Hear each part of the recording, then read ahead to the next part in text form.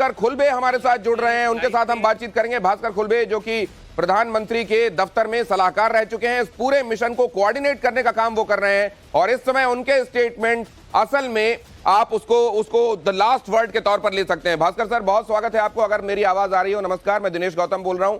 बड़ा काम कर रहे हैं आप सर, और इसके लिए सबसे पहले तो आपको साधुवाद और बहुत बधाई। दिन रात आप भी एक किए हुए हैं। लेकिन मैं एक बात यहां ये समझना चाहता हूं सर कि ये जो अनफोर्सीन सिचुएशंस हैं कुछ आगे भी आ सकती हैं, या जीपीआर के जरिए हमने ये तय कर लिया कि अब कोई मुश्किल नहीं है?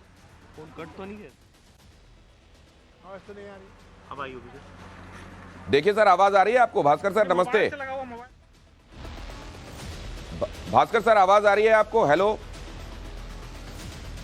सर, आपको आवाज आ रही है क्या? आ गया, आवाज आ गया। भास्कर सर, आपको आवाज आ रही है क्या? अगर आपको आवाज आ रही है तो अब इससे पहले मैंने ये कहा कि आप बहुत महत्वपूर्ण काम कर रहे हैं, इसके लिए आपको बहुत साधुवाद, बधाई और शुभकामनाएं। आप जल्द से जल्द ये काम कर पाएं। पूरा देश आपकी तरफ देख रहा है बहुत उम्मीदों के साथ।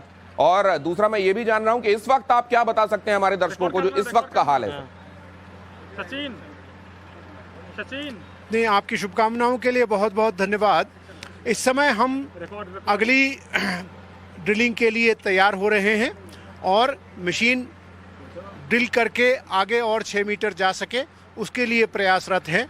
वो काम मुझे उम्मीद है जल्दी ही हम एक हिस्सा उसका कंप्लीट कर लेंगे और उसके बाद अगले 2 हिस्से जो बाकी रहते हैं उनको भी समय के साथ पूरा कर लेंगे। टाइम्स नाउ नवभारत बहुत प्रमुखता से देखा जा रहा है सर रेस्क्यू के इस मामले में। हम लगातार इसको दिखा रहे हैं और बहुत सारे लोगों ने जो आपको देखा है पिछले 2 दिनों में, क्योंकि आपके स्टेटमेंट से कि बगवाल साथ में मनाया जाएगा, बहुत जल्द वो साथ में होंगे, लोगों को बहुत उम्मीदें बंधी। और उनमें से कुछ लोग जब मेरे से टकराए तो उन्होंने कहा कि भास्कर जी से आपकी बात हो तो उनसे जरा पूछिएगा कि और कितना वक्त लगने वाला है। मैंने कहा कि एक्चुअली हम सबको ही उम्मीद यही कर रहे हैं कि जल्द से जल्द हो, लेकिन कुछ एक सिचुएशंस ऐसी आ जाती हैं जिनके बारे में कोई नहीं जानता। आप इस बारे में प्लीज दर्शकों को बताएंगे सर?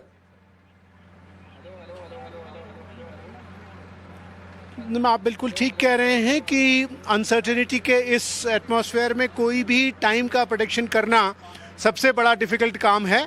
फिर भी क्योंकि एक टारगेट दिमाग में लेकर के आगे चलना होता है, आगामी 12 से 15 घंटों के अंदर हमें आशा की उम्मीद मिलनी चाहिए, वो मैं सभी से कहना चाहता हूँ। सबसे बड़ा चैलेंज क्या आप इसमें देख रहे हैं सर? मतलब क्योंकि आप बहुत सारे डिफिकल्ट टास्क को पूरी जिंदगी में हैंडल कर चुके हैं, प्रधानमंत्री के आप सलाहकार रह चुके हैं, सबसे डिफिकल्ट यहां पर आप क्या पॉइंट देख रहे हैं जो है?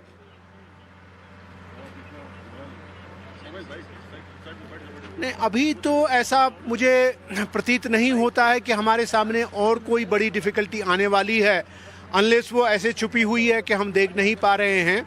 क्योंकि अब अगर हम चलें सब मेजरमेंट्स को सामने रखते हुए और सब रिजल्ट्स को सामने रखते हुए, हम 46 मीटर तक पहुंच चुके हैं।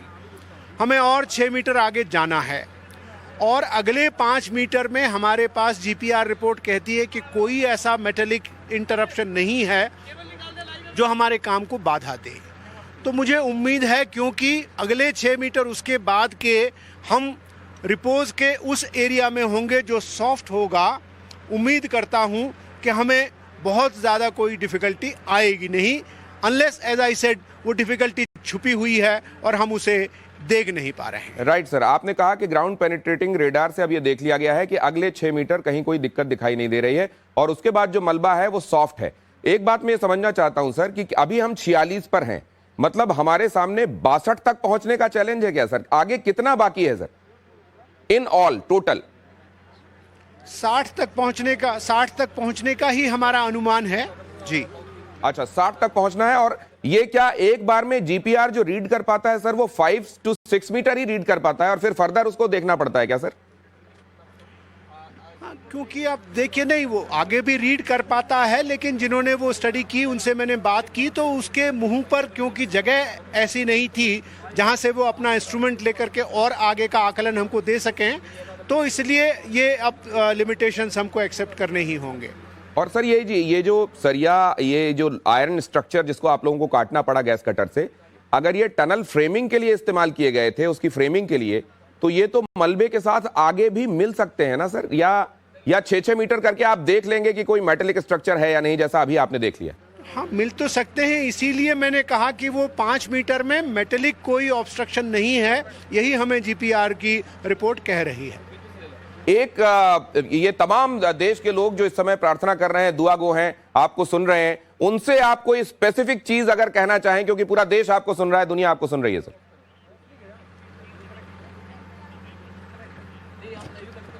नहीं, मैं तो यही कहूंगा कि उनकी प्रार्थनाओं का जोश इतना बढ़ाएं कि हम अगले 12 घंटों में वो अटेन कर लें जो हम इतने दिन से अटेन करने के लिए प्रयत्न कर रहे हैं। भास्कर खुलबे साहब, आपने वक्त निकाला और हमसे आपने बहुमूल्य वक्त, क्योंकि हर समय आप इस समय वहां चीजें कोऑर्डिनेट कर रहे होंगे, ऐसी मसरूफियत में हमसे बातचीत की, दर्शकों को बताया, इसके लिए आपका बहुत धन्यवाद करता हूं। और एक बार पूरे दर्शकों की तरफ से आपको बहुत सारी शुभकामनाएं भेज रहा हूं कि आप पूरी ऊर्जा के साथ इस काम को कर सकें। धन्यवाद बहुत बहुत। भास्कर खुलबे प्रधानमंत्री के सलाहकार रह चुके हैं इस समय इस रेस्क्यू ऑपरेशन को, क्योंकि इतनी डिफरेंट एजेंसीज हैं जो यहां काम कर रही हैं, उन सब के लिए एक नोडल पॉइंट समझ लीजिए, उनके लिए एक 1 पर्सन टू रेफर टू जो है इस समय भास्कर खुलबे हैं। और भास्कर खुलबे आपको ये बता रहे थे कि इसमें अब इस समय थोड़ा सा वो भी, क्योंकि 1-2 बार के अनुभव अभी जो हुए हैं उनको भी मजबूर कर रहे हैं कि वो थोड़ा तोल मोल के बोलें, लेकिन उनकी बातों में ये उम्मीद दिखाई दे रही है कि आगे कोई मेटेलिक बाधा नहीं आनी चाहिए, कोई स्ट्रक्चर ऐसा नहीं पड़ा होना चाहिए जो मशीन के आड़े आए, और अब बहुत जल्दी ऑपरेशन पूरा होना चाहिए। लेकिन वो बहुत जल्द कब, इसको लेकर कोई डेडलाइन नहीं दी जा सकती।